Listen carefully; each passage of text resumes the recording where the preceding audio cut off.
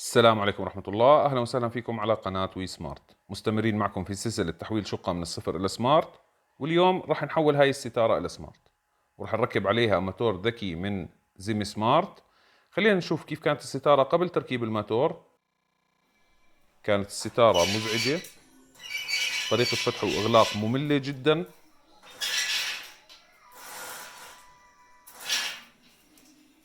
لكن بعد تركيب الموتور انقلبت هاي الستارة 180 درجة. أصبحت هاي الستارة ناعمة وسلسة وعملية جدا.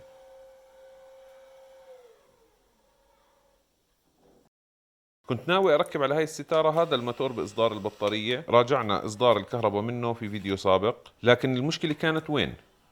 طول الحبل ما سمح لي أركب هذا الموتور، فكنت لازم أختار خيار تاني. فاخترت الموتور اللي ورجيتكم إياه في بداية الفيديو، لكن تخوفت منه بشكل كبير لأنه الستارة ما في معها ولا أي ميلي، لا من اليمين ولا من اليسار. إذا هذا الموتور أضاف على هاي الستارة أي ميلي، الستارة ما راح تركب مكانها. خلينا نشوف محتويات الصندوق لهذا الموتور. طبعا الموتور من زي سمارت زي ما حكينا. محتويات الصندوق: قطع بلاستيكية بقياسات مختلفة عشان يتناسب هذا الموتور مع الستارة. طبعا احنا ما راح نستخدم منهم غير قطعتين فقط. دنجل الواي فاي بيسمح لنا بربط الستارة على الواي فاي. ريموت للتحكم بالستارة. في عندنا هدول القطعتين اللي هم بيساعدونا على تثبيت الستارة على الحائط، ما راح يلزمونا في التركيب. والماتور نفسه، الماتور طبعا يعمل على البطارية، واليوزر مانوال. انا بالاضافه الى هدول طلبت دنجل اضافي يعمل عن طريق الزيجبي، بيسمح لي اني اضيف هاي الستاره على نظام الزيجبي سواء على تويا او على سمارت ثينجز.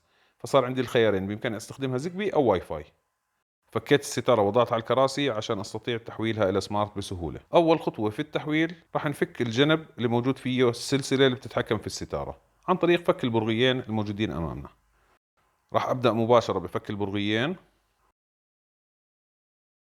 وبعدها سحب الحديدة من مكانها، وهيك صار بإمكاني سحب البلاستيك اللي عليها السلسلة، واللي هي أهم نقطة في تحويل هاي الستارة إلى سمارت. هذه القطعة من أهم القطع اللي بتخلينا نحدد القياس اللي رح نشتري عليه الماتور اللازم لهاي الستارة. ناخذ قياس هاي القطعة ونشوف كم قياسها، وبنطلب الماتور بناء على هذا القياس. أنا كان قياس القطعة هاي عندي 27.4، فمباشرة بحثت على موقع زي سمارت عن التيوب المناسب، وكان القياس المناسب لإلي على حسب موقع زي سمارت ال 28 ميلي. خلينا نشوف كيف ركبناه. الآن لاحظت أن التيوب اللي راكب عندي على الستارة بحاجة إلى تجليس الحواف الموجودة عليه، في بعض التطعيج الموجود بالحواف اللي راح يغلبني بالتركيب، فقررت أني أجلسه على السريع. وهو طري جدا فما بحتاج أي ضغط أو فنية في الموضوع. الآن راح أجرب الأطراف المناسبة، أشوف مين الطرف المناسب لتركيبه على التيوب الخاص بموتور الستارة. عندي قياسين، راح أجرب القياس الأول، ومن الواضح أنه حجمه صغير ومش هو القياس المناسب. راح أجرب القياس الثاني، ويبدو أنه هو القياس الصحيح. الآن في طرف بلاستيكي آخر راح يركب مع هاي القطعة، راح أتأكد من قياسها، وكما هو ظاهر أمامنا هاي القطعة متناسقة تماما مع القطعة الأولى. راح نركب هدول القطعتين على التيوب. الآن بعد ما حددنا القطع اللازمة للتثبيت، راح نفك القطعة الموجودة على مقدمة الماتور، راح ناخذها من مكانها ونركب بدالها القطعة الأولى. راح ندخل القطعة الأولى على تيوب الماتور بهذا الشكل، وراح نركب القطعة الثانية بهذا الشكل، وراح نرجع الكليبسة مكانها. وهيك الماتور بيكون جاهز لتثبيته على الستارة. وهاي هي فقط القطعة اللي لازمتنا في التثبيت. راح ندخل الطرف الأمامي من الماتور في تيوب الستارة، راح ندخل الماتور بالكامل داخل التيوب.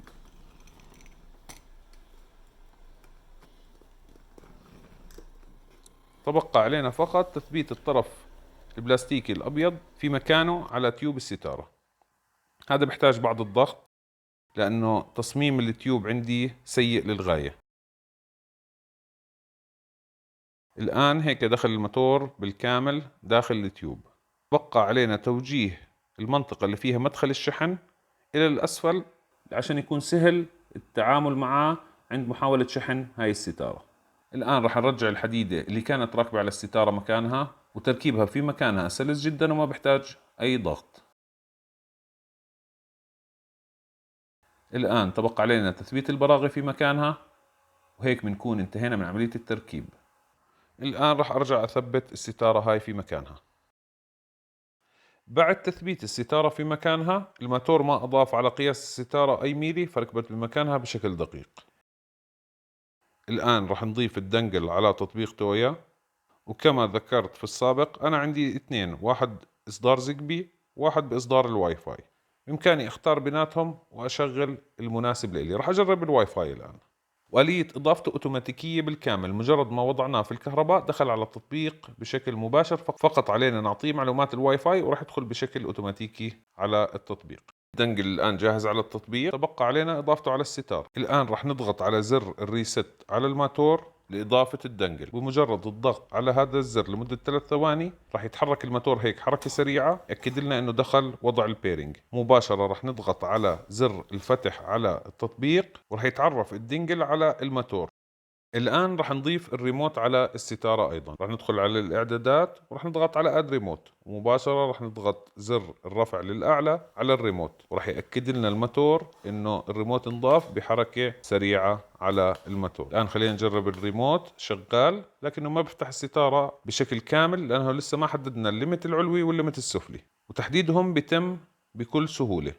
راح ندخل على الليمت ست من التطبيق وراح نختار الأبر ليمت سيتنج في البداية، وراح نحدد الارتفاع الأقصى لهاي الستارة، وين أعلى مكان ممكن تطلع عليه هاي الستارة. مجرد ما نختار المكان بدقة بنضغط على Upper Limit Setting، والماتور راح يأكد لنا إنها تمت العملية بنجاح بحركة سريعة مع صوت. والآن راح نحدد اللور Setting.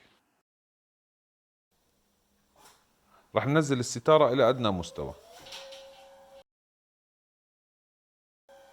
وعند وصولها إلى أقرب نقطة من أدنى مستوى راح نعمل بوز، وراح نغير إعداد بسيط من التطبيق عشان نستطيع نحرك بالستارة ببطء، وراح نختار خيار intermittently، وهذا يعني إنه الستارة تتحرك بشكل متقطع عشان تسمح لنا نختار المكان بشكل دقيق. خلينا نجرب الموضوع. راح أجربها من خلال الريموت، والآن الريموت راح يسمح لي أحرك الستارة بدقة لحد ما توصل إلى الحد اللي أنا بدي إياه. الآن بإمكاني أختار الليمت السفلي بشكل دقيق. الآن برجع بدخل على اللور ليمت سيتنج وبضغط على اللور ليمت سيتنج مرة تانية من الداخل، وهيك بتحدد الليمت السفلي بدقة. الآن لو رفعنا الستارة إلى الأعلى راح تعمل ستوب عند وصولها إلى أعلى ليمت. نفس الشيء لو نزلنا الستارة للأسفل. ومن الخيارات الجميلة في هاي الستارة إنه بإمكاننا نحدد أكثر من ليمت في الوسط. بإمكاننا نحدد لغاية 6 ليمت في الوسط. بإمكاننا نختار مواقع مختلفة، وكتير هاي الطريقة مناسبة لنوع الستارة اللي أنا مركبها اللي هي الزيبرا، لأنه إلها أشكال معينة ممكن أنا أعمل ستوب في مواقع معينة. فعلى سبيل المثال راح أختار وضع في الوسط وراح أعمل عليه 6 ليمت. مثلا راح اختار هذا الموقع وراح اضغط على lower limit setting، وراح اكرر العملية على المواقع الاخرى اللي انا راغب اني هاي الستارة تعمل ستوب عندها. راح اعمل اكثر من موقع وراح اورجيكم اياهم. الان عملت موقعين في الوسط وراح اورجيكم اياهم. سواء استخدمت التطبيق او الريموت الحالة واحدة. راح نجرب من الريموت.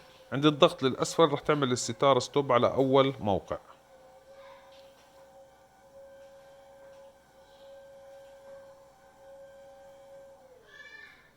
وهذا هو أول ستوب أنا اخترته للستارة. ضغطة تانية على الزر للأسفل على الريموت أو على التطبيق راح تروح للستوب الثاني،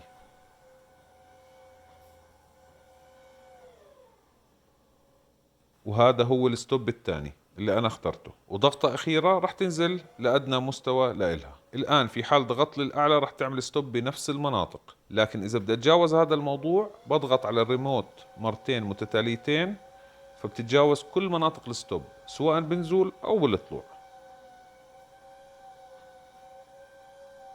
هيك بنكون راجعنا التيوبلر موتور من زيم سمارت بشكل كامل. روابط أي شيء شفناه في الفيديو راح تكون موجودة في الأسفل كالعادة. لايك وسبسكرايب. السلام عليكم.